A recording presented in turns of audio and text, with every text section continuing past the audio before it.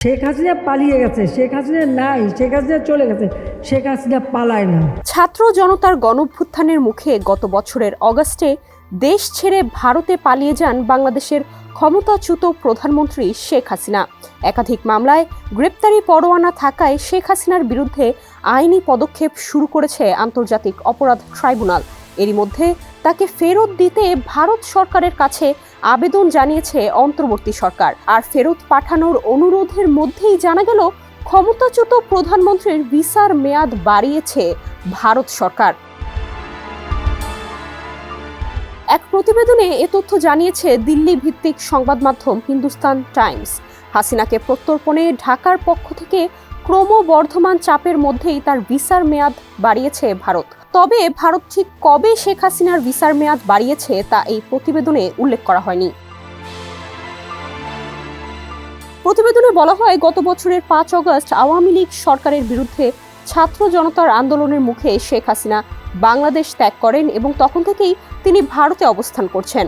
সম্প্রতি তার ভিসার মেয়াদ বাড়ানো হয়েছে।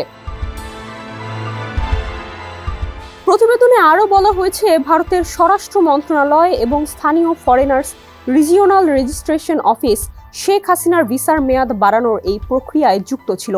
তবে তাকে রাজনৈতিক আশ্রয় দেয়া নিয়ে যে গুঞ্জন রয়েছে সে কথাও অস্বীকার করা হয়েছে।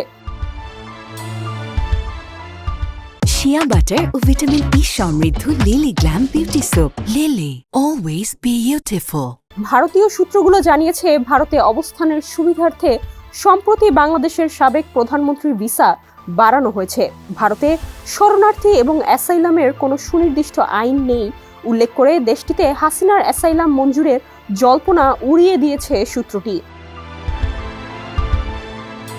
বিস্তারিত উল্লেখ না করে ভারতীয় সূত্রটি আরও জানায়, ভিসার মেয়াদ বাড়ানোর পদক্ষেপটি কেন্দ্রীয় স্বরাষ্ট্র মন্ত্রণালয়ের সাথে সংশ্লিষ্ট এবং এটি করা হয় স্থানীয় ফরেনার্স রিজিওনাল রেজিস্ট্রেশন অফিসের মাধ্যমে।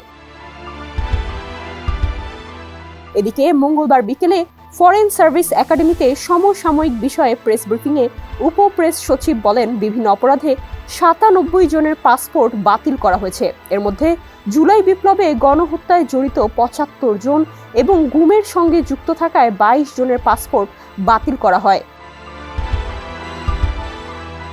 গত 23 ডিসেম্বর গণহত্যা ও মানবতা বিরোধী অপরাধের অভিযোগে শেখ হাসিনাকে বিচারের মুখোমুখি করতে নয়াদিল্লির কাছে আনুষ্ঠানিকভাবে প্রত্যর্পণের অনুরোধ জানায় ঢাকা।